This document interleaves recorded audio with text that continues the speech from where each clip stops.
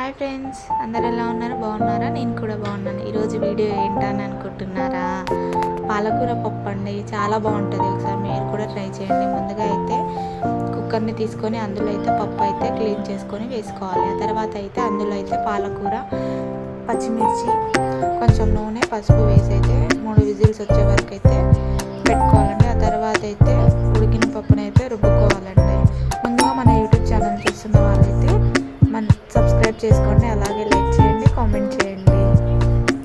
మన వీడియో అయితే చూస్తున్నారు కానీ లైక్స్ అయితే కొట్టడం లేదు. నేను కొట్టే ఒక్కో లైక్ అయితే నాకు చాలా ఇంపార్టెంట్.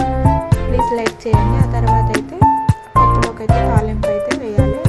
2 టేబుల్ స్పూన్ల ఆయిల్, అందులో మిరపకాయలు కాస్త, నేనైతే ఎల్లిపాయలను అయితే దంచి వేసుకున్నానండి. పొట్టుతోటే వేసుకున్నాను, చాలా బాగుంటుంది. ఒకసారి మీరు కూడా వేయండి. పసుపు, కరివేపాకు అయితే వేసి తాలింపుని అయితే పప్పులో కలపాలండి. ఇంతే అండి, ఎంతో టేస్టీగా ఉండే పాలకూర పప్పు రెడీ.